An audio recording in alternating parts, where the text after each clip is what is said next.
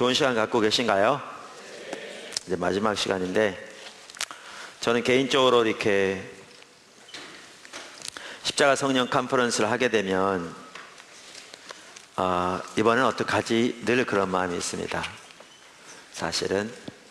근데 끝날 때쯤 되면 하나님 이번에도 하셨군요. 늘 그렇게 생각되는데, 여러분은 어떨지 모르지만 제가 보기에는 하나님 이번에도 귀하게 함께 하신 것 같아서 하나님께 모든 영광을 돌리고 감사를 드립니다.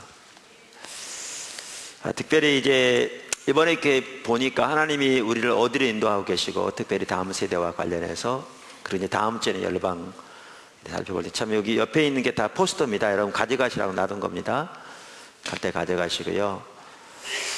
나눌 텐데, 우리나라에 처해 있는 상황, 또 어떻게 또 하나님의 인도를 따라 나가야 될지 보이시죠? 또 많은 숙제를 안고 가고 계실 줄로 생각하고요. 저도 많은 숙제를 한편으로는 이렇게 보면서 이렇게 안기도 합니다. 사실 오늘 저녁에는 그 은혜에 의한 삶 중에서 하나님의 은혜가 우리 가운데 와 계실 때 우리가 어떻게 해야 되겠는가, 이 부분을 이렇게 살펴봄으로 마무리하면 다 좋겠다 싶었습니다. 그래서 그 부분을 같이 살펴보려고 합니다.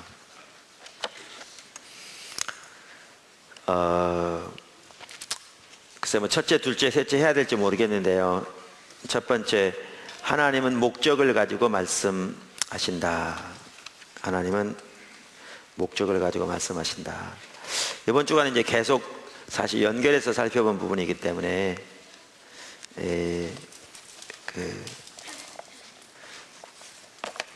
그렇습니다만은 무슨 말이냐면요. 그러니까 저는 예를 들면 하나님께서 이번에 이렇게 쭉 몇 가지 나눴잖아요. 하나님께서 어떻게 개인적으로 또 은혜를 주시고, 또 하나님의 목적을 보이시고 하나님의 뜻을 보이시고, 이러한 부분들을 나눴는데, 저는 처음에는 하나님께서 저에게 개인적으로 단편적으로 주신 은혜라고 생각했습니다. 그러니까 여러분에게 은혜를 주시고, 또 여러분에게 은혜 주시고, 저에게도 은혜를 주시고. 그런데 이제 그것이 반복되어지면서 제가 깨닫게 된 것은, 하나님이 단편적인 어떤 은혜를 주시는 것보다는 하나님의 길을 제시하고 계시구나 라는 걸 깨닫게 되었습니다. 그런데 더 나아가서는 제가 나중에, 그건 사실 어제도 나눴습니다만, 하나님을 경험하는 삶, 이 책이 참 귀한 책인데요, 이 책을 제가 나중에 읽게 됐다 그랬습니다. 여기 보시면 이렇게 그 당시에 이 출판사의 원장님이 저한테 사인해서 주셨더라고요. 근데 날짜가 다 써 있어요. 그러니까 이때는 제가 처음 교회를 사임하고 이쪽 분당으로 이사를 와서 포도나무 교회에서 임시초소에서 모이고 있는 때였어요. 그러니까 하나님께서 이미 그 전에 이렇게 근본적으로 이러한 부분들을 주님 찾는 과정에서 보이시고, 그리고 제가 이 책을 받고 곧바로 책을 읽은 게 아니고요, 한참 몇 년 후에 읽게 되었어요. 그래서 나중에 보게 되었는데, 그런데 저는 이제 이 책을 읽으면서 하나님께서 정확하게 같은 맥락에서 이렇게 엘리 블랙카비 목사님 같은 경우 귀한 분이시죠. 하나님의 길을 선명하게 제시하셨더라고요. 이분 같은 경우에도 캐나다의 세스커초원, 세스코튼이라고 하는 거기에 가셔서 그 지역에 하나님의 부흥이 임할 때 쓰임 받았던 분이거든요. 그분이 그 지역에 거기 갔을 때 그 교회 성도가 작년이 20명이 안 됐었어요. 한 10명. 근데 이분이 가자마자 하나님께서 인도하신 바가 뭐였냐면 그 캐나다 그 지역에 주요 도시마다 지교회를 다 세우라는 거였어요. 우리나라 같은 경우에 그런 얘기를 만약에 하면 약간 정신 나간다는 소리 듣겠죠. 지하가름 해야지 본교회가 20명도 안 되는데 무슨 이 주요 도시마다 지교회를 세우나. 그러니까 카나다의 그 같은 교회에서도 그분들도 잘 안 받아들이죠. 그런데 이제 끊임없이 말씀을 가르치면서 사역은 우리가 하는 게 아니다, 책에 나온 것처럼 우리 하나님을 알고 그분을 사랑하는 게 우리의 신앙이고, 그래서 이 책에서도 정확하게 하나님께서 우리에게 무엇보다 하나님과의 개인적이고 실제적이고 지속적인 사랑의 관계를 추구하신다, 이렇게 말하고 있거든요. 그래서 그러한 가운데 하나님을 알고 존재를 다해 사랑하는 삶 가운데 있으면 하나님께서 하나님의 목적을 보이신다, 하나님의 뜻을 알리신다, 하나님의 계획을 보이신다. 그리고 그 하나님의 계획을 보고 뭐 여러 가지 표현할 하나님의 뜻을 발견하고 혹은 하나님의 행하심을 보고 거기에 온 사람을 동참하면 하나님이 역사하신다. 이렇게 성도들을 가르치기 시작했어요. 그랬더니 이제 성도들이 이제 그런 하나님의 말씀이 그렇게 돼 있으니까 명백하게 하나하나 받아들이기 시작했고요. 그래서 지교회들이 세워지기 시작한 거예요.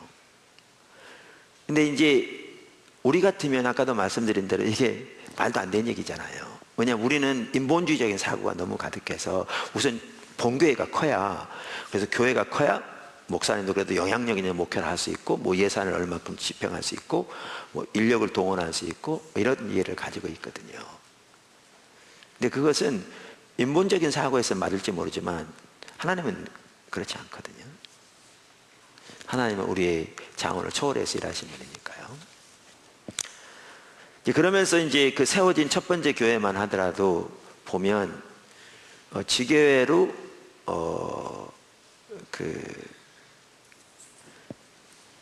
미국에서 한 목사님 오시기를 한 거예요. 그것도 자녀들도 있는데 하나님만 의지하고 믿음으로 오신 거예요. 오시겠다고. 근데 이분들은 오시면 그래도 사례비라도 드려야 될 거잖아요. 근데 가만히 생각해 보니까 우리가 이런 일을 하고 있다는 사실을, 이런 일을 추구한다는 사실을 아는 사람이 아무도 없는 것 같더래요. 세상에 누가 아나. 그 전에 캘리포니아에서는 교회가 상당히 크게 이렇게 목회를 하셨는데 거기에 있던 몇 사람 외에는 누가 아나. 그런데 그때 하나님이 그걸 깨닫게 하신 거죠. 하나님이 모든 걸 알고 계신다. 그러니까 결국 믿음으로 의지하게 된 거죠. 제가 갑자기 준비한 게 아니라 이렇게 얘기를 꺼내다 보니까 지금 제가 그 정확한 이름이나 그 자세한 내용을 지금 잭 코너 목사님이 여기 있네요. 그래가지고 그랬는데 한 달에 그분 사례비를 주려면 최소한 850불은 있어야 했어요. 근데 850불은 커녕 뭐죠? 이사 비용도 못 주는 거예요. 돈이 없어. 아니 성도가 그런 상태니까. 그런데 아까도 말씀드린 대로 그런 상황인데 한 번은 그 전에 전혀 알지 못하는 미국에 있는 한 교회에서 편지가 온 거예요. 침례교회에서. 그러면서 뭐라고 써 있었냐면 하나님께서 우리 교회 선교 예산의 1%를 세스커처원 선교에 쓸 것을 우리 마음에 알려주셨습니다. 동봉하는 돈은 여러분의 교회에서 알아서 써주십시오. 그리고 보내왔는데 1,100불이 들어있었던 거예요. 그랬었는데 이제 제코노 목사님이 그 첫 번째 지교회를 가게 되신데 이제 미국 분이니까 이민국의 허가를 맡아가지고 이제 이사를 오는 거예요. 오고 있는데 한 분이 전화를 한 거예요. 그 엘리 블랙가비 목사님에게. 아까도 말했는데 한 달에 얼마를 줘야 한다고요? 그거 있어야 생활한다고요? 최소한 850불. 그런데 한 분이 전화해가지고 목사님 제가 그분의 사례비 850불을 1년 동안 섬기겠습니다. 그런 거예요. 근데 그 전화를 끊자마자 이 제코노 목사님이 이제 집에 도착한 거예요. 나가서 인사하자마자 곧바로 물었던 게 말이 뭐냐 하면 올 때 이사비 얼마 들었어요? 이사비용 하고 물은 거예요. 그랬더니 그 제코노 목사님이 글쎄요 정확하게 계산해 봐야 알겠지만 한 1100불쯤 들었을 겁니다. 아까 수표가 1100불 와 있었는데요. 이게 왜 이렇게 되냐 하면요, 하나님이 일하시는 거니까 그러는 거예요. 그러니까 이번에 정말 좋은 시간들이었잖아요. 그 주일학교를 통해서 하신 일, 또 414 미국에서 우리가 초청해서 오신 일한 분들 정말 귀한 시간이었죠. 그런데 하나님이 그렇게 일하신 이유가 뭐냐 하면, 일하신 이유가 이게 인간의 계획에 의해서가 아닌 하나님이 주도권을 잡으시고 앞서가시면서 그분의 뜻을 보실 때 공통적으로 여러분 짜고 한 것처럼 여러분 들으셨잖아요. 그분들이 서로 입맞춘 것도 아니고 짠 것도 아닌데 하나님의 일하심은 정확하게 동일했죠. 정확하게. 그러니까 하나님이 하나님의 능력으로 강력하게 뒷받침하신 정말 많은 기적들. 뭐냐면 이 일들이 누구의 일이니까요? 하나님의 일이니까요. 그분이 앞서가시면서 그분의 일을 보이시니까 그분이 뒷받침하시는 거죠. 그분이.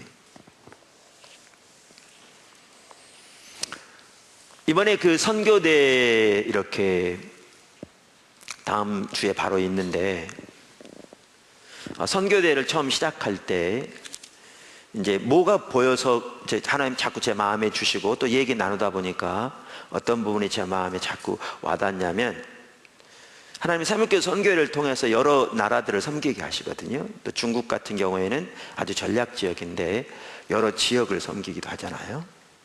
또 크고 작은 단체들을 섬기기도 하고. 그런데 우리가 이렇게 섬기고 이렇게 섬기고 이렇게 섬기고 이렇게 섬기지만 이렇게는 연결이 안 돼 있거든요.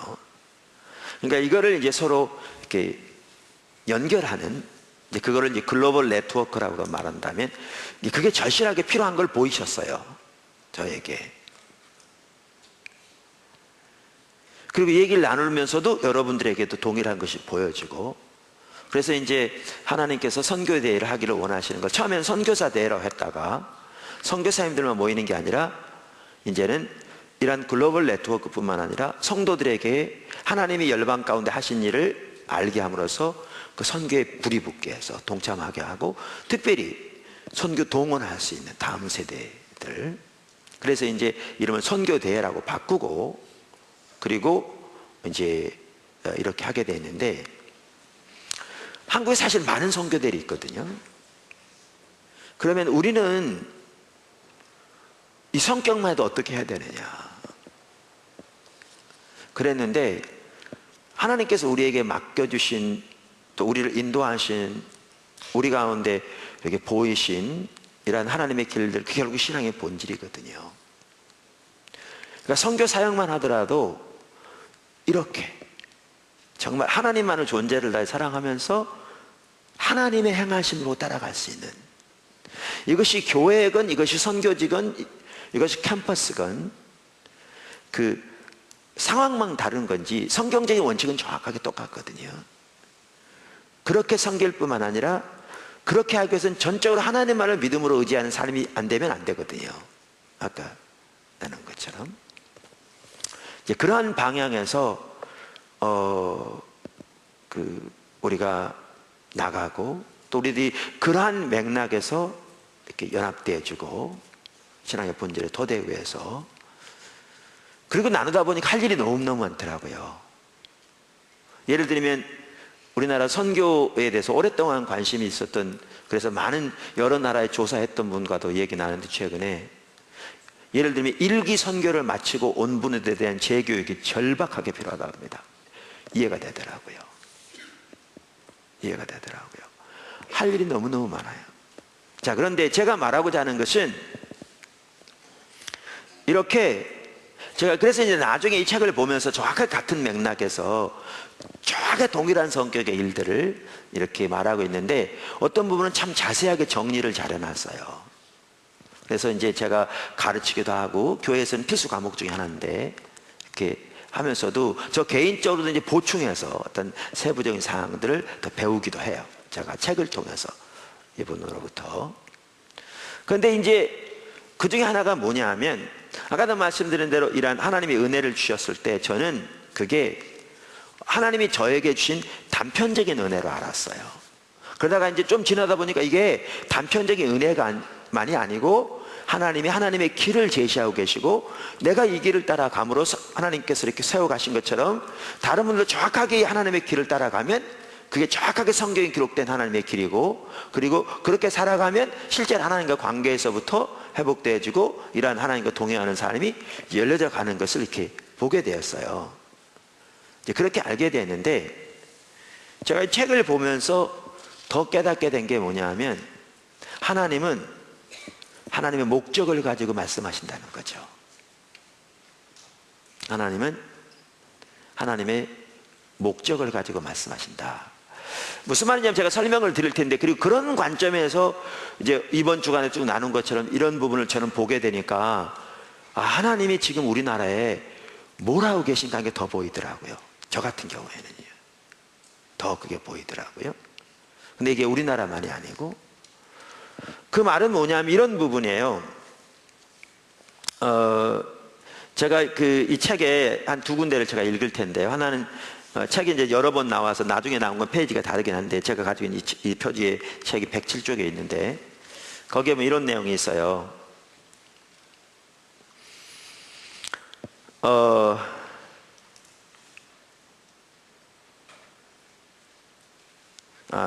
107쪽 이전에 제가 다른 데로 먼저 읽을게요. 예, 여기 63쪽에 62쪽에 우리는 종종 하나님이 우리에게 말씀하셔서 헌신하고자 하는 마음이 저절로 생겨 하루 종일 기분 좋은 상태가 되기를 바랍니다. 만유에 하나님이 당신에게 말씀하시기를 원하신다면, 당신은 하나님이 당신이 있는 그 자리에서 무엇을 하고 계신지를 보여주시기에 합당한 준비가 되어 있어야 합니다. 성경에서 하나님은 사람들과 대화를 나누려고 나타나시지 않으셨습니다. 하나님은 항상 무언가를 염두에 두고 계셨습니다. 하나님께서 성경, 기도, 환경, 교회 혹은 다른 것을 통해 당신에게 말씀하실 때, 그분은 당신의 인생의 목적을 가지고 계십니다. 이제 그러면서 이제 아브라함의 예를 들었는데, 이렇게 예를 들었어요. 하나님이 아브라함에게 말씀하셨을 때 하나님은 무엇을 하려 하고 계셨습니까? 하나님은 한 나라를 세우려는 계획을 가지고 계셨습니다. 그러니까 하나님을 위한 한 백성. 하나님의 시기를 살펴보십시오. 왜 하나님은 하필 그때 아브라함에게 말씀하셨습니까? 하나님께서 바로 그때 한 나라를 세우기를 원하셨기 때문이지요. 하나님이 무엇을 하시려는지 알게 된 바로 그 순간에 아브라함은 자기의 인생에서 하나님이 원하시는 쪽으로 조종해야 했습니다. 제가 이와 관련해서 아까 말한 그 107쪽을 더 읽어볼게요. 그리고 설명을 드릴게요. 107쪽 중간쯤에 있는데요. 성경은 하나님이 항상 세상과 연관되어 계심을 계시합니다. 하나님은 세상을 떠나시거나 역사 속에서 일어난 일로부터 멀어지신 적이 없습니다. 성경을 볼 때 우리는 하나님의 이 세상에서의 구속의 역사를 읽습니다. 우리는 하나님이 역사를 주도하시고 그분이 선택하신 사람들을 역사에 참여시키는 것을 봅니다. 하나님은 그분의 목적을 성취하시기 위해서 그 사람들을 통하여 일하시기를 선택하십니다. 자, 보세요. 하나님이 세상을 심판하실 준비가 되었을 때 노아를 찾아오셨습니다. 그리고 하나님 계획을 벌이시죠. 하나님이 자신을 위하여 한 나라를 세울 준비가 되셨을 때 아브라함을 찾아오셨습니다. 하나님이 이스라엘 자손의 울부짖음을 들으시고 그들을 구원하시기로 결정하시고 나서 모세에게 나타나셨습니다. 그러니까 우리말은 항상 잘 이해해야 되는데요, 어떤 사람들은 꼭 말을 이렇게 빼딱하게 구부려서 보는 사람이 있거든요. 예. 그래서 제가 이런 얘기를 하면 어떤 사람은 이렇게 말할 수 있어요. 그럼 네가 이 시대 아브라함이냐? 예, 그렇게 말할 수 있어요.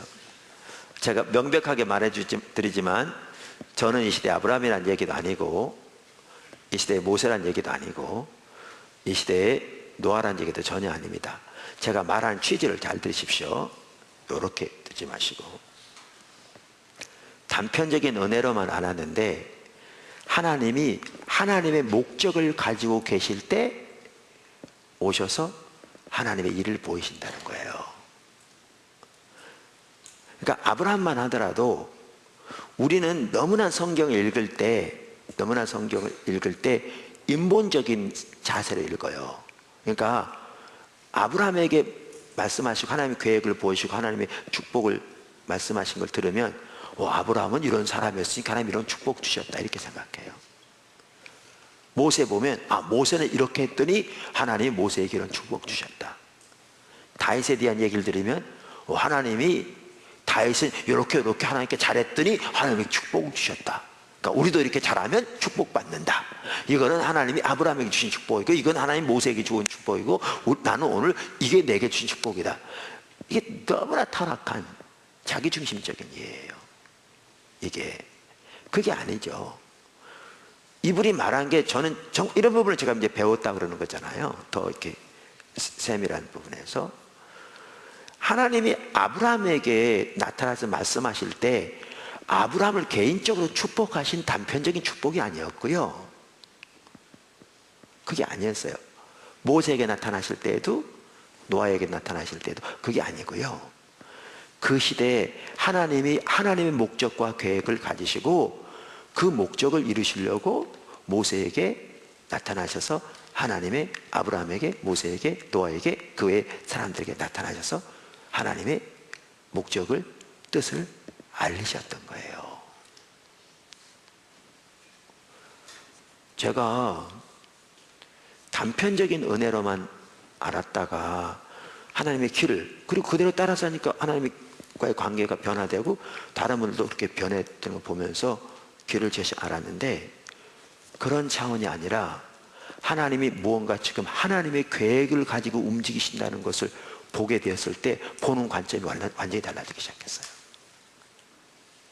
이게 나에 대한 일이 아니고 어느 개인에 대한 일이 아니고 지금 하나님이 일하고 계신다는 걸 알게 됐어요. 일하고 계신다는 걸. 하나님이 그 당시에는 그랬는데 지금은 이게 훨씬 더 명확하게 보이지. 하나님 일하시는 게 훨씬 더 보이잖아요. 우리가 더 살펴본 대로. 그러니까 이런 관점에서 보아야 이게 개인의 일이 아니라 하나님이 뭔가 지금 어떤 일을 하고 계신가를 볼 수 있고요. 더 위로가 되는 게 이거예요. 하나님은 저는 이 저작하는 말이 제가 성경적으로 이분이 말했기 때문에 받아들인 게 아니라 제가 분명한 성경적인 지식의 토대 위에서 동의하기 때문에 얘기하는 거죠. 하나님이 때가 되었을 때 말씀하신다. 예를 들면 하나님께서 이스라엘 백성들 애굽에서 건져낼 때가 되었을 때 모세에게 말씀하셨다. 이 얘기는 제가 이 시대에 모세라는 얘기가 전혀 아니고 그런 차원이 아니라 지금 여기 아니고 하나님이 하나님의 계획을 보이시고 앞서가신 이 일들이 지금 하나님이 하나님을 계획 목적을 가지고 일하고 계시며 이 일을 이루실 때가 되었기 때문에 보이셨다는 걸 생각하면 이제 완전히 다른 장을 보여주는 거예요.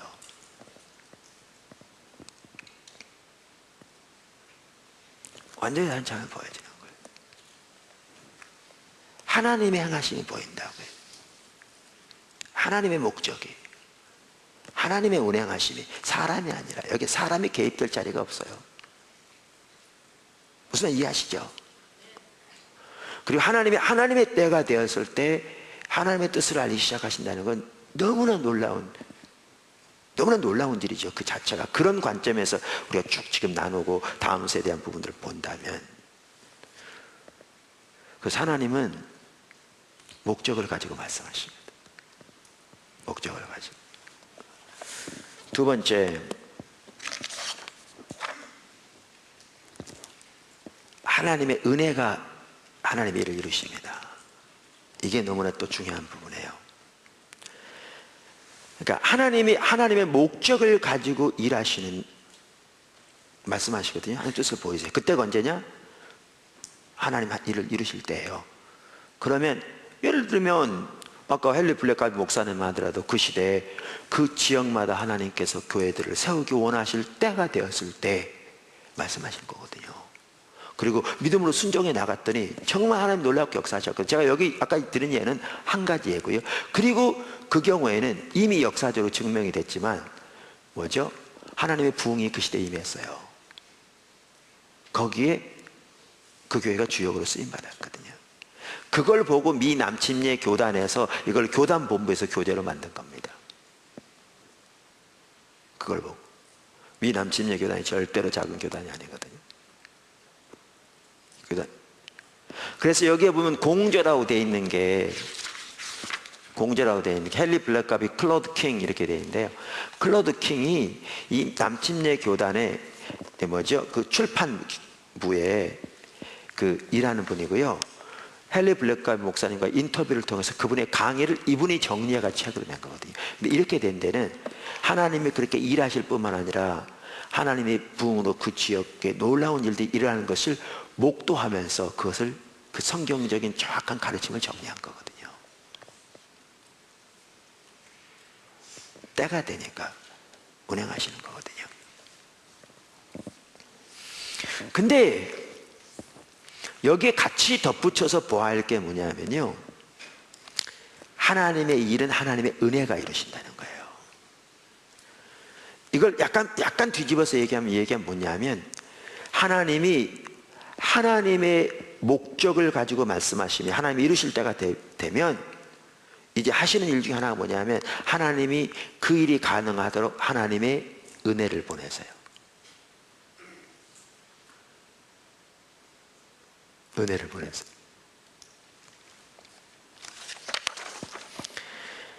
제가 이 십자가 복음 여기 2에 뭐죠?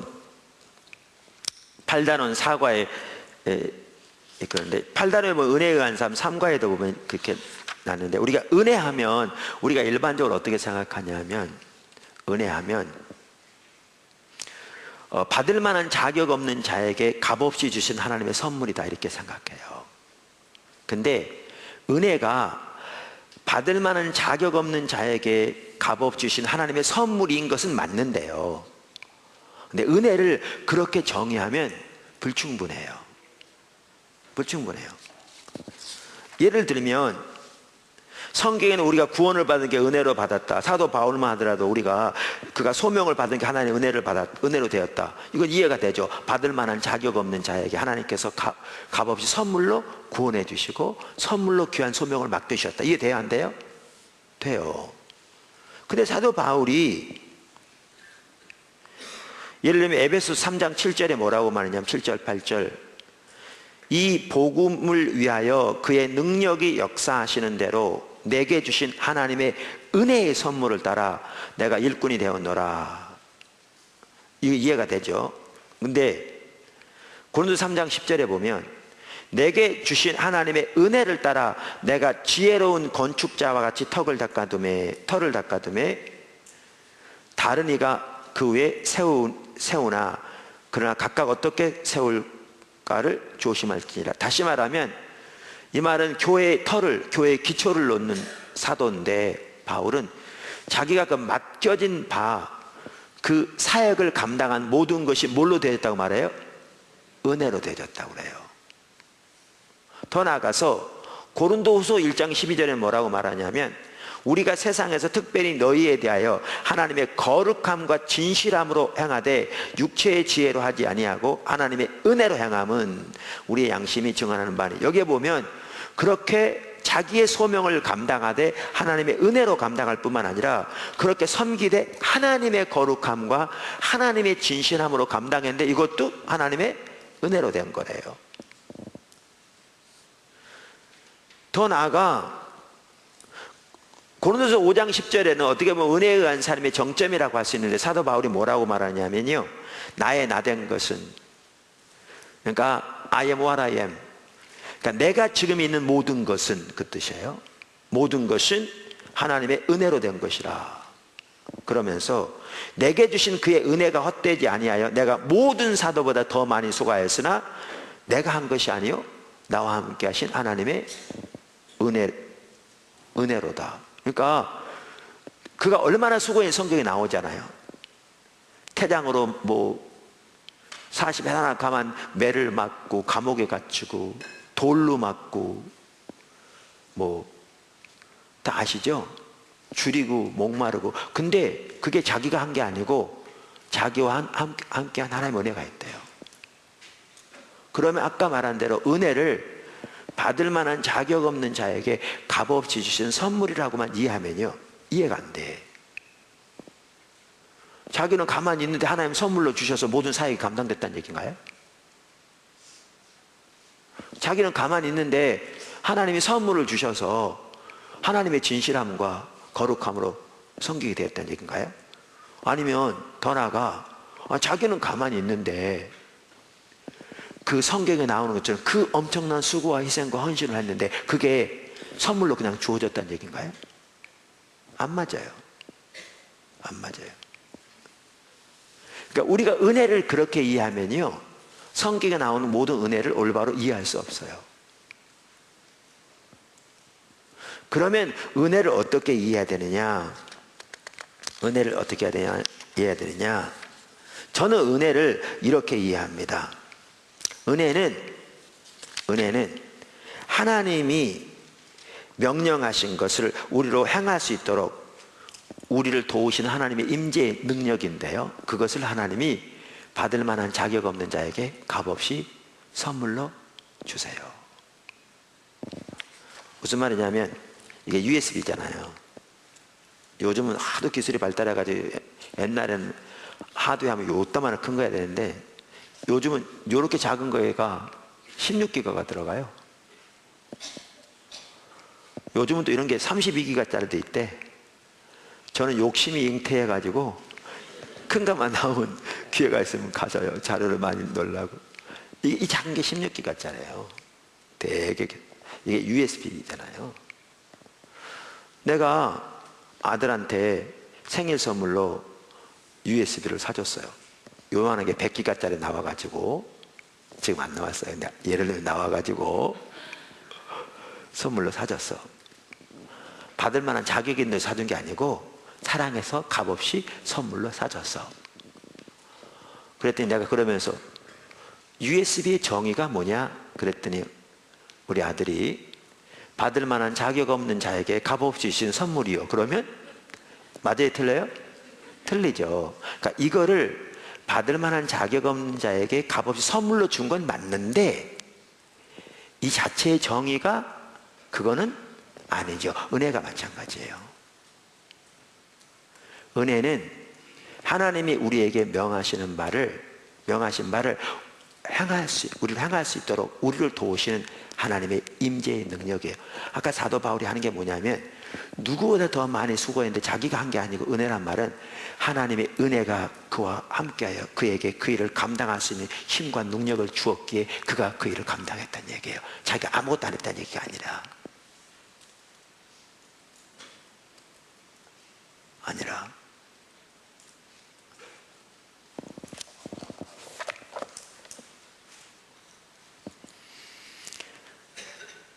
제가요 젊어서 은행에 5년 있었거든요. 그러면서 하나님께서 선교에 대해서 말씀하셔가지고요 영어를 해야 된다고 그래가지고 제가 거의 직장에서 자다시피 했습니다. 왜냐하면 집에 가면 제가 못 보니까 그런 공간도 없고, 그러니까 은행에서 이제 숙직을 주로 해요. 내 차례 하고 고참들 하기 싫으니까 그분들 대신하고 맡아서 숙직을 많이 해가지고 그때 저녁으로 라면 먹고 아침에 라면 먹고 그래서 얼마나 라면을 많이 먹었는지 평생 먹을 라면을 먹어야 저는 라면 그렇게 싫어하다가 60 가까워지니까 이제 조금 가끔 한 번씩 먹습니다.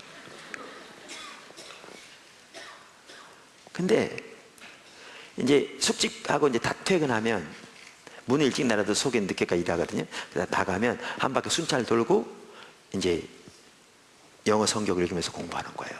밤 12시까지나. 또 그럼 또 새벽 5시부터 일어나서 또 이제 아침 출근하기 전에 하는 거예요. 일주일에 며칠씩. 나중에 제가 미국 공부하러 갈 때요, 그 공부 가지고 토플 시험 미국 가서 공부하는데 어려움이 없을 만큼 됐었어요. 물론 듣기를 위해서 수요일마다 다른 때가 시간이 없으니까 외국인들이 예배 드리는 데 가서 예배 드렸지만, 나는요 내가 의지의 사람이라 의지가 강해서 그런 줄 알았어요.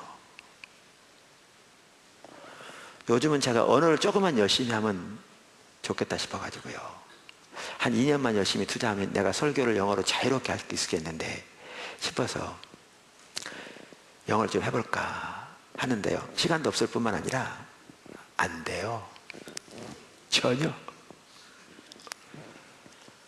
그게 의지로 된 게 아니었고요, 하나님이 하나님의 목적을 위해 은혜가 와 계셨기 때문에 가능했어요. 사도 바울이 한 말이 그 말이에요. 이 모든 내용들. 그래서 하나님의 은혜는 하나님이 우리에게 명하신 말을 우리로 행할 수 있도록 도우시는 하나님의 임재의 능력이고요, 그것을 하나님이 받을 만한 자격 없는 자에게 값없이 선물로 주세요. 이해하시겠죠? 저는 은혜를 생각할 때마다 제가 이걸 설명해야 제가 이 다음에 나갈 것 같아 설명하는 거거든요. 은혜를 생각할 때마다 하나님이 저에게 가르치신 사건이 있어요. 그래서 늘 그걸 기억하면, 그러니까 안 잊어먹어야죠. 그걸 늘 기억하고만 있어도 올바른 자세가 돼요. 제가 처음 교회를 사임하고 이 포도나무 교회를 처음 이제 개척하려고 분당으로 이사 왔을 때, 그때 아마 임시초서 예배를 드릴 때 같은데, 그때 제가 처음으로 결혼 주례를 했어요. 1차. 제 고등학교 후배인데 결혼 주례를 했는데 송파에 있는 예식장에서 했는데, 여러분 결혼 예식장에 하는 거 35분이면 다 끝내야 되잖아요. 그중에 설교요 길어야 15분. 그리고 뭔 얘기하겠어요? 거기서 무슨 복음을 전하겠어요? 부흥 집회를 하겠어요? 잘 살아니? 이런 걸 하죠. 그리고요 그 예식장은 대개 가면 주례석은 좀 이게 단이 높아요. 그리고 신랑 신부는 한 단 아래에 있어. 이번 토요일도 제가 여기서 결혼 주례하는데 여기 이제 단을 놓거든요. 한 단이 아래예요. 근데 거기는 예식장이 나하고 단이 똑같아, 주례장. 근데 또 신랑이 되게 키가 커요. 그러니까 앞이 보이지도 않아. 그러니까 여기 하객들 보고 설교하려면 이렇게 설교해야 돼. 그런 상황인데요. 그리고 예식장은 심지어 예수 믿는 사람들도 예식장 올 때 예배드리러 옵니까? 우리가 말은 결혼 예배라고 그러지만 예배드리러 오냐고요.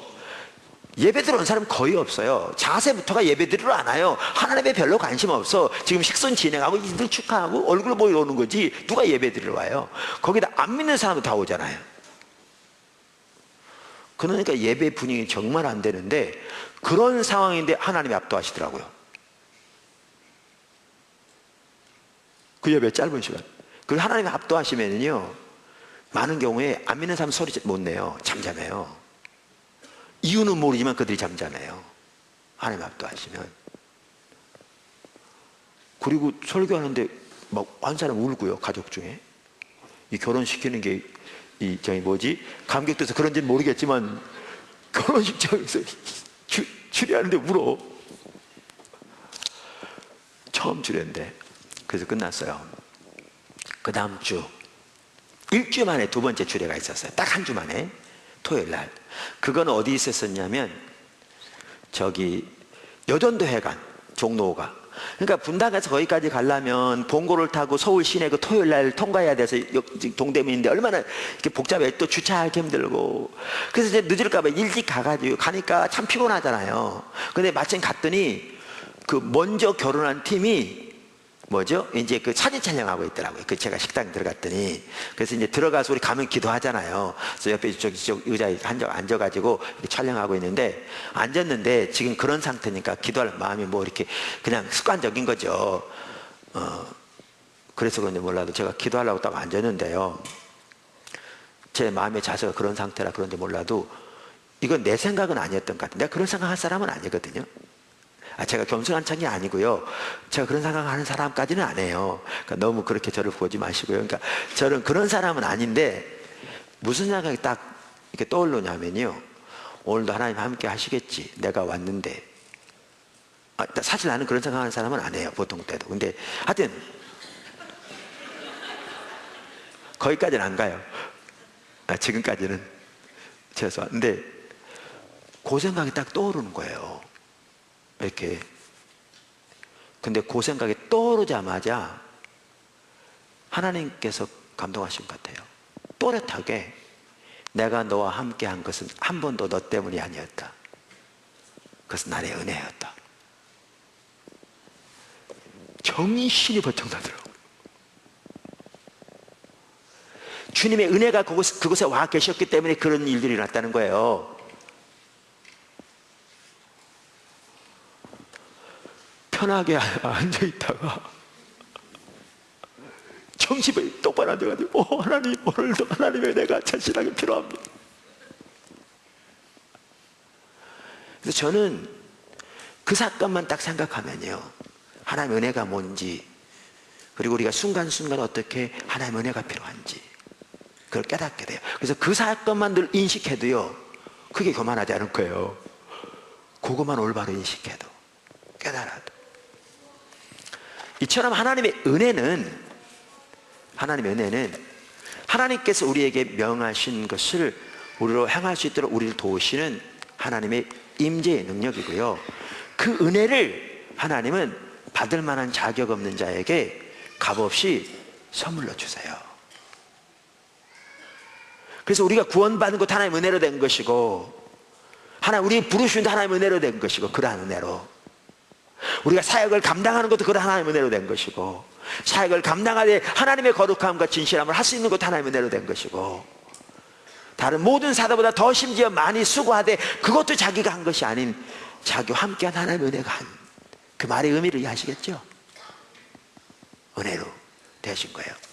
근데 이제 아까로 돌아가면 하나님은 하나님의 목적을 가지고 말씀하실 뿐만 아니라 하나님이 때가 되었을 때 말씀하시는데, 하나님의 때가 되면 하나님이 그 일을 이루시려고 뭘 하시느냐? 하나님의 은혜를 보내세요. 은혜를 보내세요. 이게 너무너무 중요해요. 그러니까 이것을 잘 볼 수 있는 게 어디냐면요, 안디옥 교회의 얘기예요. 저는 이걸 보면 이게 하나님이 이렇게 일하시구나, 이게 보이고요. 그래요. 여러분도 한번 보세요. 그리고 그래요. 하여튼 보시죠. 아까 어제 제가 우리 그 이익이 뭐 이런 걸 나누면서 그 사도행전 얘기했잖아요. 그죠? 거기 한번 다시 한번 보실래요? 사도행전 9장 31절. 그리하여 온 유대와 갈릴리와 사마리아 교회가 평안하여 든든히 서가고 주를 경외함과 성령의 위로로 진행하여 수가 더 많아지더라. 방송실에서는 그 안디옥 교회 사진 준비해 주세요. 여기 보면 딱 이게 보이더라고요. 어제 말씀 한 챕터가 닫혀요. 무슨 말이냐면 하나님의 뜻은 예루살렘과 온 유대와 사마리아 땅끝까지 이르러 복음이 증거되는 거고, 그걸 위해 제자들을 부르시고 그들을 통해 성령으로 역사하시는데, 그 중에서 예루살렘과 온 유대와 사마리아까지는 됐다 그 얘기잖아요. 지금 그냥 된 게 아니라 여기 말한 대로 교회가 평안하고 하나님의 평강이 거기에 있으면, 생명이 거기에 있으면, 같은 것들 샬롬, 생명 다 함께 하나님 그 운행하심으로 함께 있으며 든든히 세워지고 주를 경외함이 거기에 있고, 하나님 백성들 가운데 하나님 사랑함, 주를 경외함, 그리고 성령의 위로가 거기에 있고, 그러면서 날마다 믿는 자가 더해가고 있는, 여기까지는 됐다 그 얘기잖아요. 여기까지 됐다. 그러면서 지금 이제 다른 챕터가 열리죠. 그게 어디를 향해서 지금 이제 열려져요? 이제 열방을 향해 열려지죠. 그러면서 하나님이 지금 그 열방을 향한 계획을 펼쳐 가시는 거예요. 누가? 하나님이요. 하나님이. 이 당시에는 그거를 어느 누구도 감히 상상도 못했을 거라 저는 생각해요. 베드로건 뭐 바울이건 누구건 아무도 상상하지 못했을 거예요. 근데 조금 이따 보시면 알아요. 하나님이 계획을 펼쳐가, 성경에 기록되어 있으니까 우리가 알죠. 펼쳐가세요. 그러면서 이 일이 가능하다고 하나님께서 바로 그 위에서 뭐 하셨냐면 하나님이 사울에게 직면하셨어요. 예수님이 사울에게 오셨죠. 이거 은혜로 된 겁니다. 사울을, 이 일을 왜? 그리고 곧바로 뭐가 세워지는가? 뭐가 세워지죠? 안디옥 교회가 세워져요. 이 하나님의 일에 이제 그 중심 역할을 할 안디옥 교회가 세워져요. 안디옥 교회가 세워져요. 근데요, 안디옥 교회가 세워질 때 어떻게 세워진가를 보면 이렇게 돼 있어요. 성경에 여기 보시면 11장에 보면 11장 19절 사도행전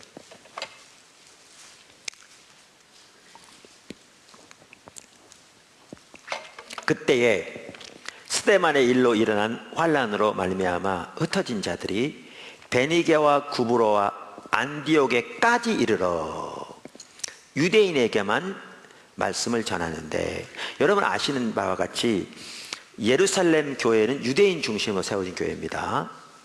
그리고 번져나가면서 주로 이제 스데반의 핍박으로 12살을 제외한 모든 사람이 흩어졌거든요. 가면서 이제 복음을 전하기 위해서 불똥이 팍 튀는 셈이 되었는데, 가는데 주로 어디에 복음을 전했냐면 유대인들에게만 전했습니다. 그리고 누구에 의해서 복음이 증거되었느냐? 예루살렘 교회에서 어느 정도 대표성을 가진 뭐 집사들이나 이런 사람 통해서 복음이 증거되었습니다. 근데 여기에 보면 안디옥에까지 이르러 그랬죠. 그런 것처럼 그 당시 안디옥이라는 곳은요, 예루살렘에서 보면 거의 땅끝 수준이었어요. 지도 있으면 보여주실래요? 지도. 자, 저희가 안디옥이에요. 여기 보시면요, 예루살렘, 여기 예루살렘 보이세요? 제가 이걸 안 가져왔거나. 예루살렘 보이세요? 저 아래 저기 이렇게 조금 있는 게 그게 지금 사해바다고요. 그 옆이 지금 뭐예요? 예루살렘이에요. 예루살렘에서 저 안디옥은요 거의 끝부분이에요. 그 당시 뭐로, 그러니까 안디옥에까지 이르러 이렇게 돼 있어요. 이제 닫으시고요. 조금 이따 또 보여주세요. 근데 그전에는 주로 누구에게 복음이 증거됐다고요? 유대인들에게. 근데 여기에는 자 보세요. 그 중에 구브로와 구레네 몇 사람이 안디옥에 이르러 헬라인에게도, 그러니까 이방인에게도 복음을, 헬라인에게도 말하여 주 예수를 전파니, 뭐가? 주의 손이 그들과 함께하여. 여러분, 주의 손은요, 여러분이 사도행전과 누가복음을 보면 주의 손이 뭘 의미하는 걸 명백하게 볼 수 있냐면 하나님의 능력을 의미해요. 그러니까 하나님의 강력한 능력이 그들과 함께하여 수많은 사람들이 믿고 죽게 돌아오더라. 그렇게 세워진 교회가 어떤 교회예요? 안디옥 교회예요. 평신도들이에요. 여기 보면 물론 그 당시 연초는 직분 이런 게 훨씬 개념이 좀 달랐겠지만 평신도들이고요. 그것도 이방인들에게 전했어요. 이제 예수 믿기 얼마 안 된 사람들이에요. 근데 복음을 전하는데 하나님의 능력이 얼마나 함께 하셨든지 강력한 능력의 역사에서 수많은 사람 돌아왔어요. 자 보세요. 아마 이들은 이랬을지 몰라요. 이들은 자기들이 복음을 전할 때 하나님의 능력이 놀랍게 함께한 걸 보고 야 대단하다, 그리고 우리가 참 대단하다 이랬을지 몰라요. 근데 지금 그게 아니에요. 제가 그 얘기하려고 한 거예요. 그게 아니에요. 이렇게 해서 안디옥 교회가 세워지잖아요. 그렇죠? 안디옥 교회가 세워지는데 안디옥 교회가 세워졌다는 얘기를 듣고 예루살렘 교회가 안디옥 교회에 바나바를 보내요. 근데 바나바 갑니다. 여기 보십시오. 22절. 예루살렘 교회가 이 사람들의 소문을 듣고 바나바를 안디옥까지 보내니 그가 이르러, 자 보세요. 그가 이르러 뭐라고요? 하나님의 은혜를 보고 기뻐해요. 너무나 놀라운 말입니다. 여기 보십시오. 그냥 이제 초신자들, 이방인들이 이방인의 복음을 전하는 이들. 그런데 하나님이 이렇게, 그리고 그랬죠. 그 당시에는 유대인과 이방인의 차이가 엄연히 존재하는 시대였거든요. 근데 이방인들에게 복음이 증거되는데 이토록 하나님 성령이 놀랍게 역사하셨다. 그들이 아니었고요. 지금 하나님이 엄청난 하나님의 계획을 가지시고 그 일을 이루려고 거기에 하나님의 은혜를 보내셨어요.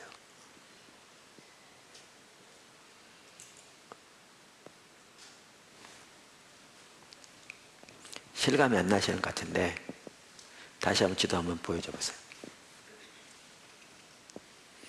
저게 예루살렘이고요. 저 위가 안디옥이에요. 아까도 말한 대로 예루살렘에서 안디옥은 땅끝 같아요. 근데 하나님이 가지고 계신 계획은요, 이 안디옥에서 이쪽 좌측으로 소아시아, 저 유럽에까지, 저 로마에까지 이 전체를 복음화시킨 거였어요. 이거는 아무도 그 당시에 어느 누구도 감히 상상조차 하지 못할 일이었어요. 그에 비하면 안디옥은 입구에 불과해요. 그리고 이 엄청난 하나님의 계획을 가지고 하나님이 그것이 가능하도록 은혜를 보내신 거예요. 은혜를 보내신 거예요. 그러니까 그렇게 평신도들이 가서 이방인에게 복음을 전하는데 주의 손이 함께해서 그 놀라운 역사가 나타난 거예요. 이처럼 하나님은 하나님의 은혜로 하나님의 일을 이루십니다. 이제 제가 무슨 말이냐면요, 아까도 말씀드린 대로 하나님은 하나님의 목적을 가지고 말씀하신다. 이런 관점에서 보니까 정말 하나님이 뭘 하고 계신가가 보이더라고요. 저 개인적으로요. 그리고 하나님이 하나님의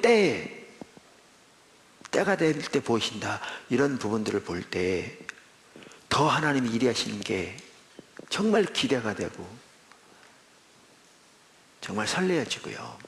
근데 더 나아가서 제가 이걸 보면서 더 이렇게 그 관점을, 그런 관점으로 올바르게 보게 된 게, 예를 들면 처음 포도나무 교회가 세워질 때 하나님이 기적적으로 채우셨거든요. 제가 아까 얘기하고 여기 올 때도 완전한 기적이었어요.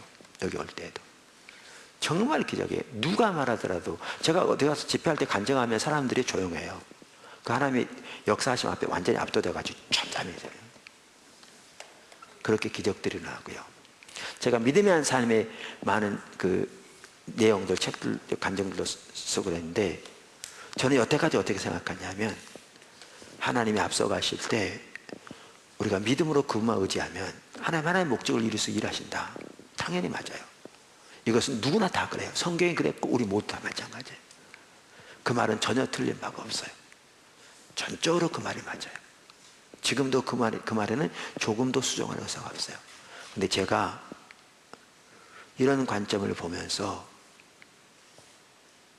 또 다른 부분을 보게 됐어요. 왜 이런 일들이 이렇게 되어졌느냐? 그분이 그분의 목적을 가지고 계시며 그 목적을 이루기 위해 은혜를 보내셨기 때문에,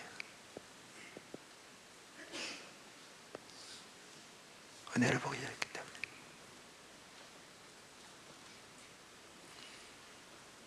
사실 세문교 선교회만 하더라도요, 선교회 처음에 세워질 때 지금 현재까지 상황만 하더라도 상상하지도 못했어요. 저 개인적으로. 이길수 목사님은 마찬가지일 겁니다.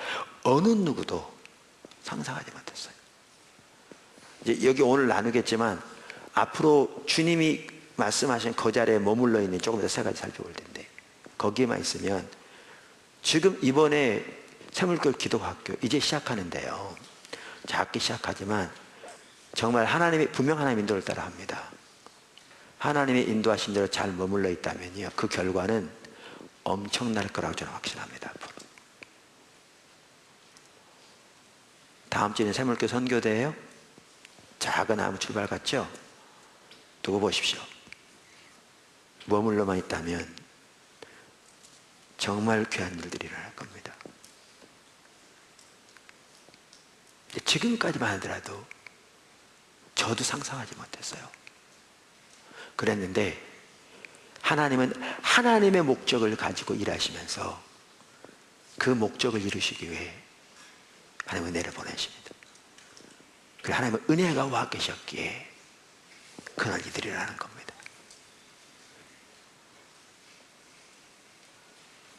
이걸 보면 더욱더 이 모든 일이 전혀 우리에게 있는 것이 아닌 걸 볼 수 있고요. 사실 그렇습니다. 군사역만 하더라도 이번에도 상무대가 또 열리죠. 말씀에 3사가 열리고, 어제 상무대 집회에서 하나님이 참 귀하게 함께 하신 것 같아요. 섬기는 분들이 그래요. 우리같이 부족한 자들에도 불구하고 하나님이 전적으로 일하시는 걸 보면 주님이 목적을 가지고 지금 일하고 계시고요, 그 일을 이루기 위해서 은혜를 보내셨기 때문입니다. 이처럼 하나님의 일은 하나님의 은혜가 이루십니다.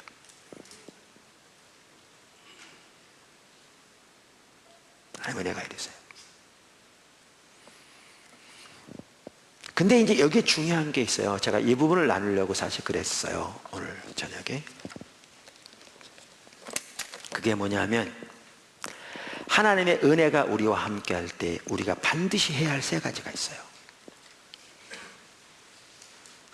이게 너무 중요해요. 왜냐하면 고린도서 6장 1절에 우리가 하나님과 함께 일하는 자로서 너희를 권하노니 하나님의 은혜를 헛되이 받지 말라, 이렇게 말한 걸 보아도 은혜를 쏟아버릴 수 있는 걸 보여줘요. 은혜를 쏟아버릴 수 있다는 거예요. 그러니까 하나님의 은혜가 함께 하실 때 우리에게는 반드시 해야 할 세 가지가 있어요. 그렇지 않으면 하나님의 은혜가 쏟아질 수 있어요. 에서의 삶에서처럼 거두어질 수 있어요. 그래서 중요해요. 그리고 나중에는 말씀드리겠지만 우리가 이 세 가지만 한다면 하나님의 목적을 가지고 일하시는데, 그 모든 하나님의 목적은 하나님의 은혜가 이루실 거예요. 반드시 우리가 이 세 가지만 한다. 그만큼 세 가지가 중요해요. 그럼 하나님의 은혜가 우리 가운데 와 계실 때 우리가 해야 할 첫 번째가 뭐냐? 하나님 은혜에 감사하는 거예요. 하나님 은혜에 감사하는 것입니다. 어떤 사람은 하나님의 은혜가 함께할 때 우리는 반드시 이 세 가지를 해야 한다. 그렇지 않으면 하나님의 은혜가 쏟아질 수 있다. 그만큼 이 세 가지는 중요하다. 그런데 하나님의 은혜에 감사해야 한다. 그러니까 내게 겨우 그걸 가지고 말하느냐, 그렇게 생각할 수 있어요. 잘못한 겁니다. 하나님의 은혜에 감사하는 것은요, 정말 중요한 일이에요. 정말 중요한 일이에요. 사실 이 부분에서 아주 잘 볼 수 있는 그 예가 고린도 교회인데, 고린도 교회는 하나님이 주신 은혜를 감사하지 아니함으로 하나님의 은혜가 거두어지고 있었어요. 거두어지고 있었어요.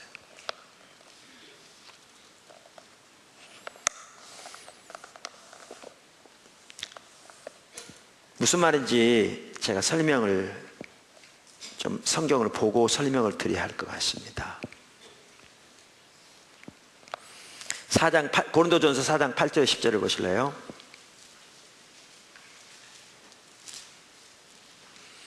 너희가 이미 배부르며 이미 풍성하며 우리 없이도 왕이 되었도다. 우리가 너희와 함께 왕노릇 하기 위하여 참으로 너희가 왕이 되기를 원하노라. 내가 생각하건대 하나님이 사도인 우리를 죽이기로 작정한 자같이 끄트머리에 두셨음에 우리는 세계 곧 천사와 사람에게 구경거리가 되었노라. 우리는 그리스도 때문에 어리석으나 너희는 그리스도 안에서 지혜롭고, 우리는 약하나 너희는 강하고, 너희는 존귀하나 우리는 비천하여. 이게 무슨 말일까요? 그러니까 어떤 사람이 이렇게 이해한 사람이 있어요. 그러니까 성도는 존귀하고 목회자는 비천하다. 주의 종이니까. 그러니까 제가 처음 교회 개척할 때 저를 아주 적대하고 나섰던 분이 계신데요. 그분은 그 전 교회에서 그러고 왔더라고요. 나중에 보니까. 근데 그분이 하는 얘기가 뭐냐면, 저를 아주 대적하면서 자기가 저보다 훨씬 높다는 거예요. 왜냐하면 자기는 하나님의 아들이고 나는 하나님의 종이니까.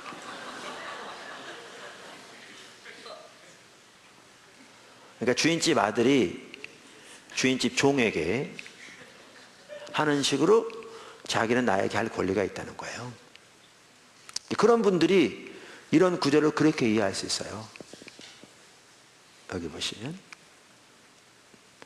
근데 그럼 이 말이 뭐냐? 그 아래 보셔야 이 말의 의미를 알아요. 이 말은 고린도 교회가 잘하고 있다는 말이 아니고요, 잘 못하고 있다는 얘기예요. 어디를 보면 아냐면 그 아래 10절을 보시면, 14절을 보시면, 내가 너희를 부끄럽게 하려고 이것을 쓰는 것이 아니라 오직 너희를 내 사랑하는 자녀같이 권하려 하는 것이라. 그리스도 안에서 1만 스승이 있으되 아버지는 많지 아니하니 그래서 예수 안에서 내가 복음으로서 너희를 낳았습니다. 그러므로 내가 너희에게 권하노니 너희는 나를 본받는 자가 되라. 이거는 그들이 잘하고 있다는 거예요? 못하는 거 있다는 거예요?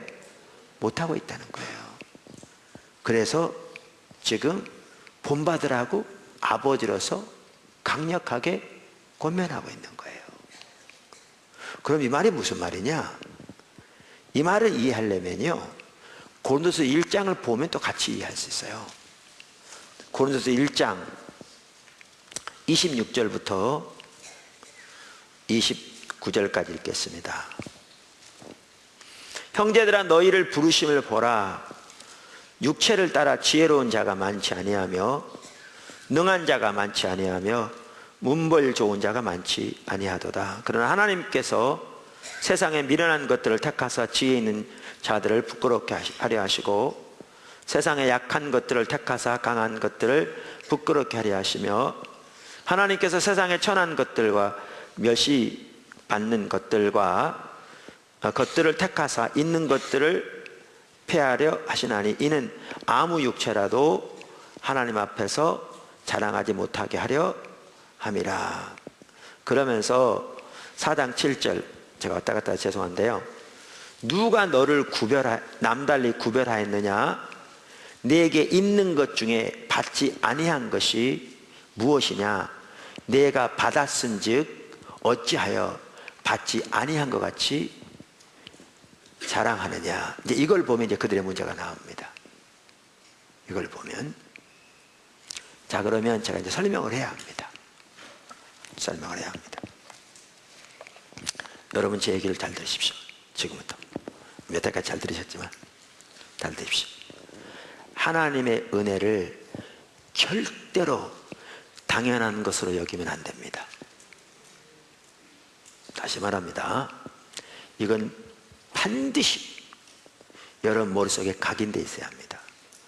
포도나무 교회 지체들 있으면, 또 인터넷 들으면 말할 것도 없고, 하나님의 은혜를 절대로 당연한 것으로 여기면 안 됩니다. 하나님의 은혜를 당연한 것으로 여기는 그 순간 하나님의 은혜로 인한 일들을 자기로 인한 일들로 받아들이기 시작합니다. 이게 무서운 점입니다. 다시 말합니다.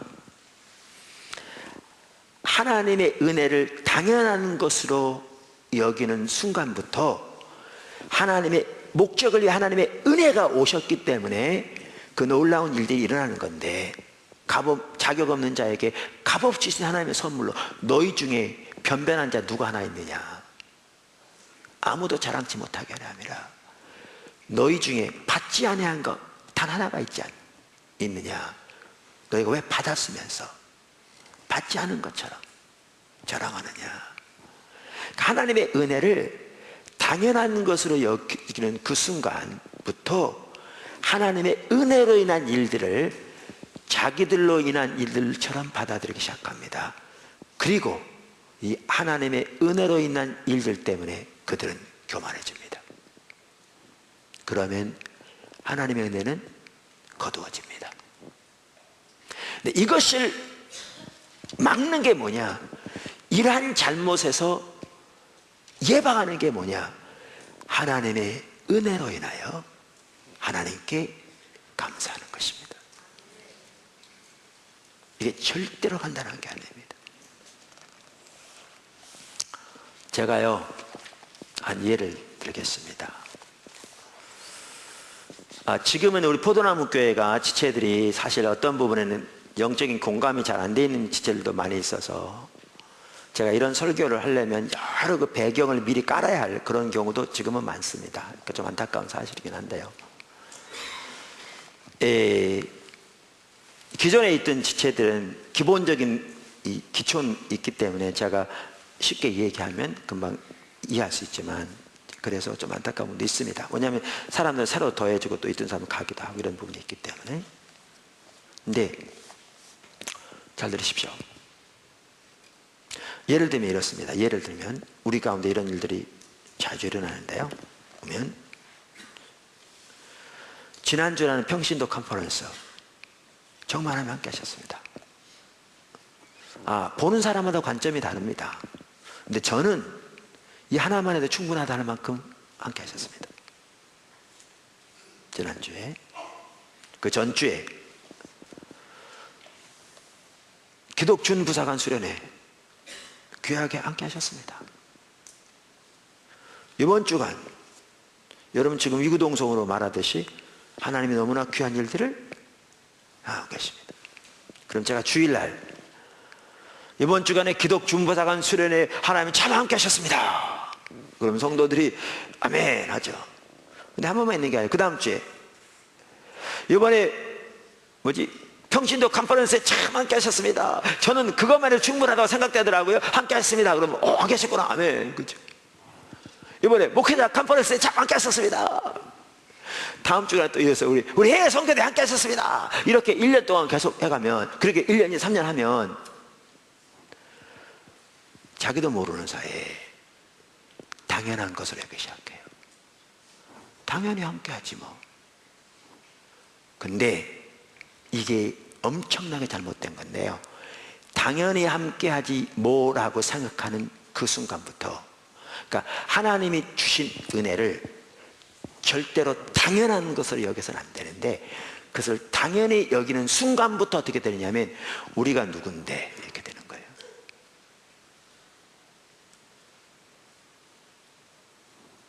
우리 포도나무 교회잖아. 다른 사람 들으면 웃어요. 근데 우리는 그렇게 생각해요.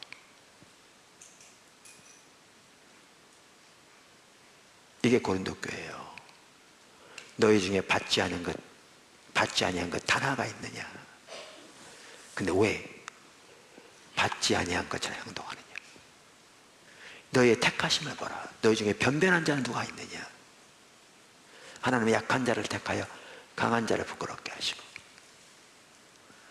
그래서 그들이 그렇게 되니까 사도 바울이 하는 말이 그 말입니다. 우리는 비천하되 너희는 지혜롭고 우리는 약하되 너희는 강하다. 그들이 잘한다는 게 아니에요. 내가 아비로서 너희를 권면하느니 우리를 본받으라.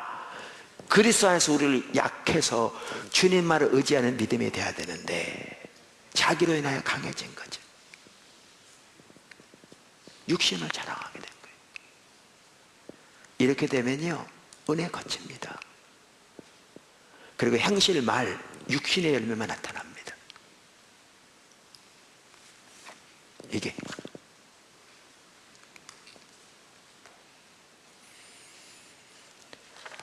제가 이렇게 목회를 하다 보면요, 사람들이 양쪽 극단에 치우치는 경향이 너무너무 많아요. 뭐냐면 하나님의 행하심을 말하면, 하나님의 행하심을 말하고 이렇게 나누면, 그 하나님의 행하심을 이렇게 자주 듣다 보면 아까도 말한 대로 자기도 모르는 사이에 하나님의 은혜로 인한 건데, 하나님의 은혜로 인하여 그것을 당연한 것으로 여기니까 이제 결국 어떻게 되냐면 자부심을 갖기 시작해요. 말은 안 하지만 실제로 자기 바탕에는 자기로 인한 것으로 받아들이기 시작해요.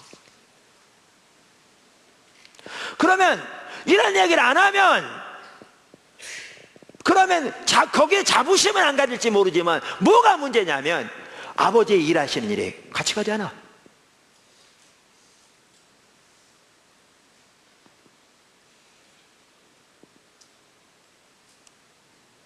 관심이 없어.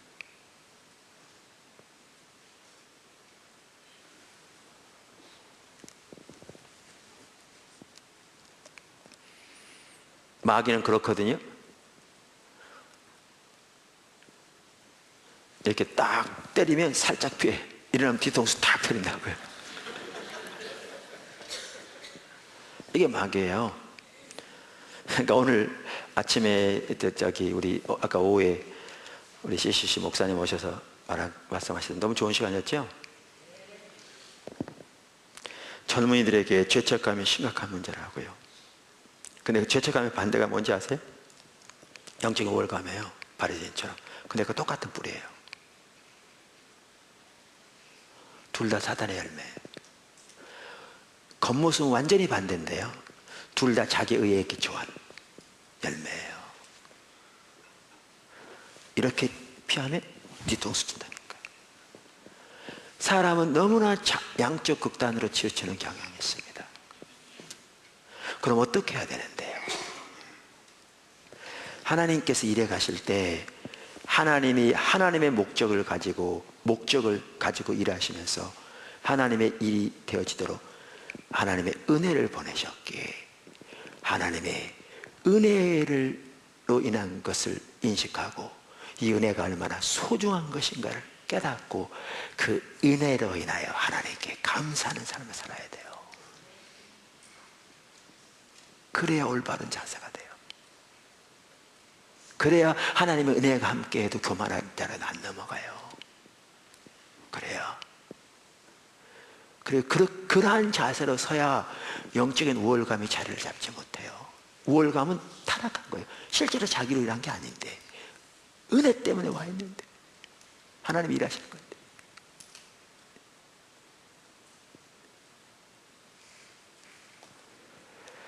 이걸 잃으면 너무 교만해져요.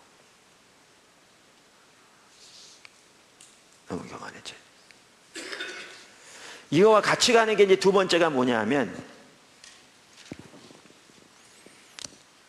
하나님의 목적에 온 삶으로 동참해야 돼요.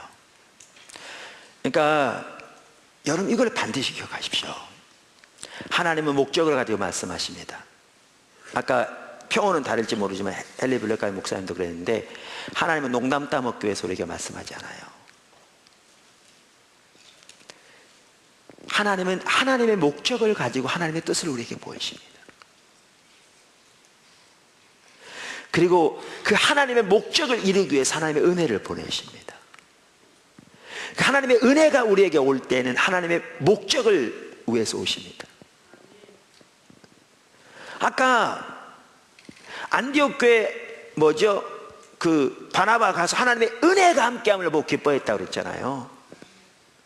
근데 지금 말씀드리는데 하나님께서 이제 열방을 향한 그 당시에 어느 누구도 감히 상상하지 못한 하나님의 그 원대한 계획.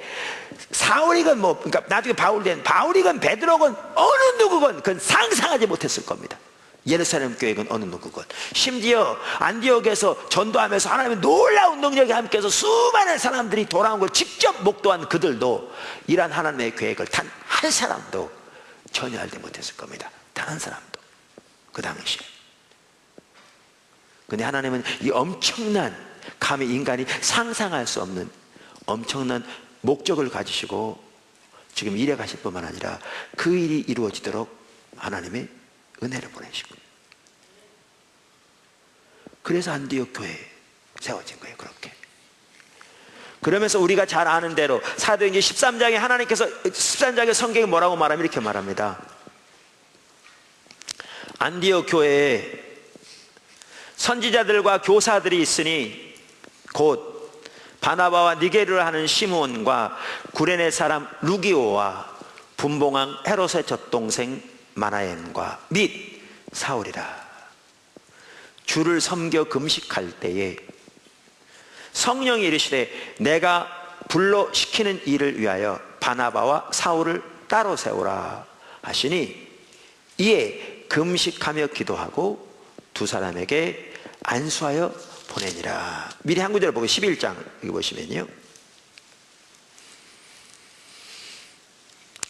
11장 25절 이제 안디옥에 누가 와서 바나바가 와서 25절 바나바가 사울을 찾으러 다소에 가서 만남에 안디옥에 데리고 와서 둘이 교회를 1년간 모여있어 큰 무리를 가르쳤고 제자들이 안디옥에서 비로소 그리스도인이라 일컬음을 받게 되었더라.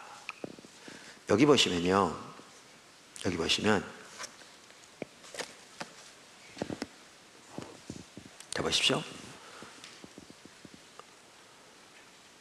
이제 바나바 가서 바울을 데려옵니다. 드디어 이제 사울이 이제 무대, 이제 세계 무대에 소위 말하면 등장합니다. 그전에는 숨겨진 차에 있었죠. 지금 10몇 년이 지났습니다. 그가 거듭난 후에 무대에 드디어 등장합니다. 하나님 인도하신 거죠.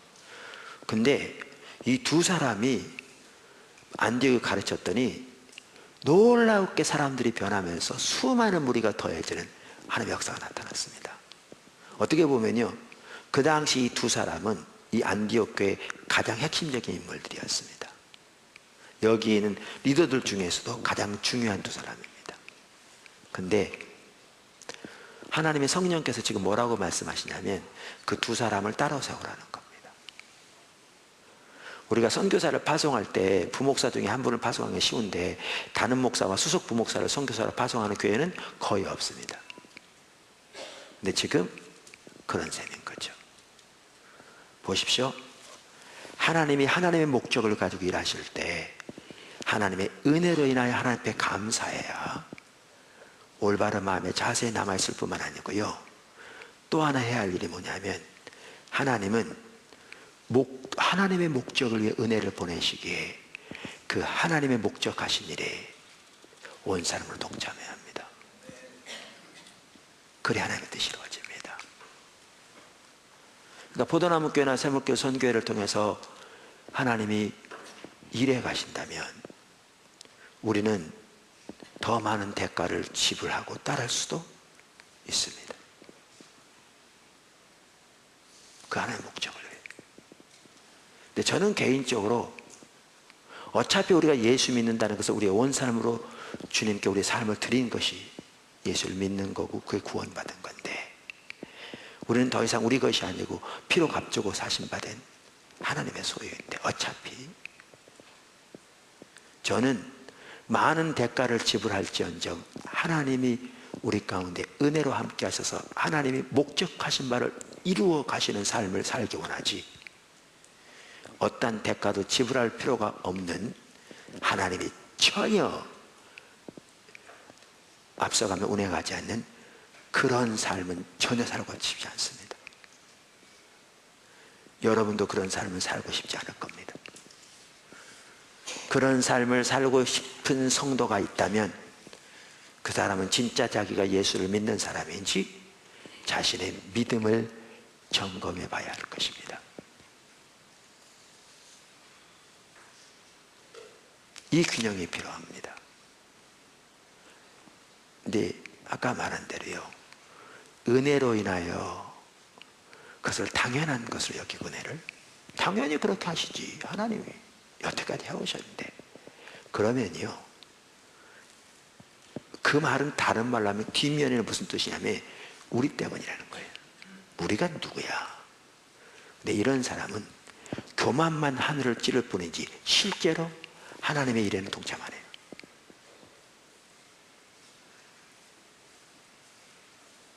적극적으로 안 해요.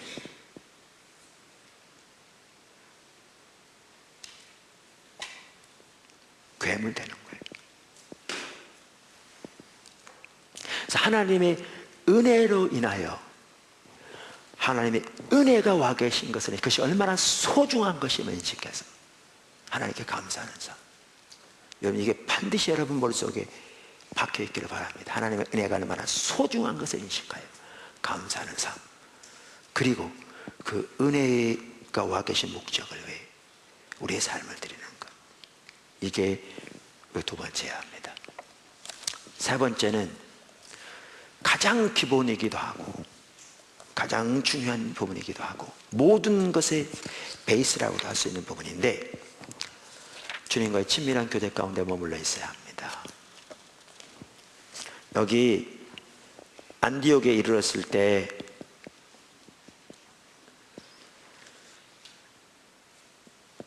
보십시오. 성경이 뭐라고 말하는지. 23절, 그가 이르러 하나님의 은혜를 보고 기뻐하여. 어떤 분은 그럴 수 있어요. 은혜를 어떻게 보냐, 보이냐. 은혜는 바람처럼 안 보여요. 그러나 은혜의 열매는 보여요. 바람이 불면 나뭇가지 흔들려서 바람이 부는 걸 아는 것처럼 하나님의 은혜가 와 계시면 영적인 경각심을 가지고 하나님과의 올바른 관계에 있으면 은혜가 와 계신 걸 당연히 볼 수 있겠죠. 은혜의 열매는 볼 수 있어요.